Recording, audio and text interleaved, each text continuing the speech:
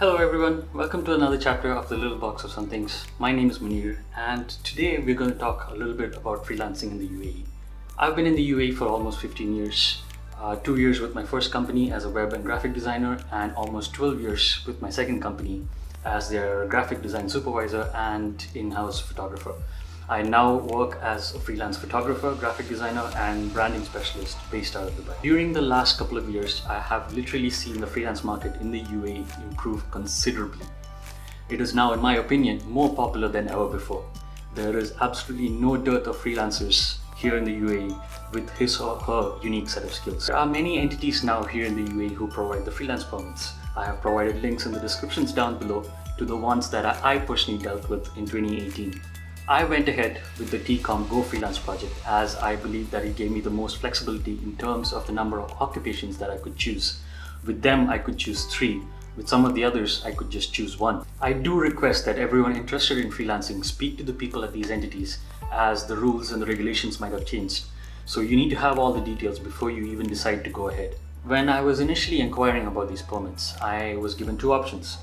One was to continue working with my old company and try and do freelance over the weekends. But for this to happen, you basically need to get an NOC from the company that you're working with saying that they have no issues with you freelancing over the weekends. And in this case, you just needed to get the permit on its own. The second option was to resign and get the permit with the visa. But since I had already resigned, I guess this was a no-brainer. If I hadn't planned to resign, I would have just gone with the permit and freelanced over the weekends just to see how it felt before jumping into this headlong. For the people who are leaving their universities or under their guardian's visa, and for the people who are working 9 to 5 but just want to try out something new, getting the permit alone would be ideal as it gives them a chance to get their feet wet and see how it feels to be running your own business. You can then decide if freelancing is the right choice for you. We are all here to make money after all, so any extra income is welcome. Since I had already decided to move on from my job, freelancing seemed the best option for me. And I guess it was time to see how it felt to be working for myself. Now, a point for those who are planning to apply for the freelance visas. Give yourself at least 2 months to get everything in order once your initial payments are complete. Do also note that it's actually when your labor contract is cancelled that your 30 days grace period in the UAE starts, not when your visa is cancelled. I actually found this out the hard way.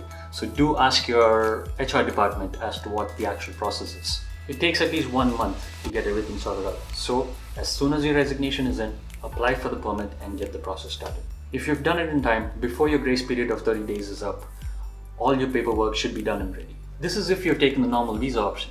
Now you can speed up the process if you apply for the express visa, but do keep in mind that it's a bit more expensive. Nevertheless, give yourselves plenty of time. So that takes care of the main process. Now there are a few things to keep in mind before you start out on your self-employed life. I know most of you will say this is common sense, but unfortunately, common sense seems to be hard to come by nowadays. The most important to me is work ethics and professionalism. Now, this basically applies to everyone working a 9 to 5 or even running your own business. This becomes even more important when you're just starting out on your own. How you interact with clients and deal with them is very important for your success as a freelancer.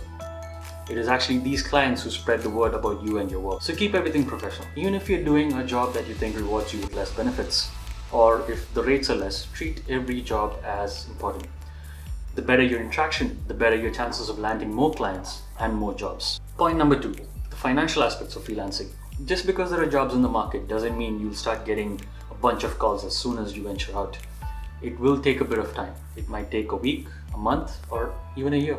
Be prepared to wait it out. But whilst you're waiting, your bills are still going to be coming in. So to tide you over till you get some traction, or at least have a couple of clients in hand, do have something set aside, like a small freelance fund.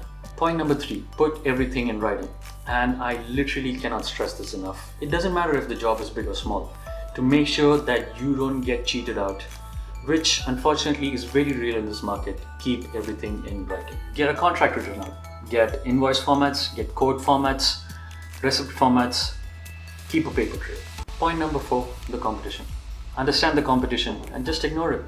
In this day and age of social media, likes and subscriber accumulation, it is very easy to get disheartened and lose your focus. If you don't keep your wits about you, your business will suffer. Realize that there will always be someone better than you. The trick is to not lose your focus and to do your very best. I'm sure there'll be times after you start that you get these seeds of doubt. Have I done the right thing? Have I made the right choice? Pay these no heed and forge ahead. Is freelancing a glamorous job? Maybe it is for some, but in my case it's taken a lot of hard work, and I'm sure it's still going to take a lot of hard work just to get to where I want to be. I do hope that the points that I've gone through in this video have been helpful, and in case you want more details, do hit me up in the comment section and I will try my best to assist. So to everyone who is planning to freelance or have just started, I wish you all the very best. Take care and see you soon. I'll see you in the next one.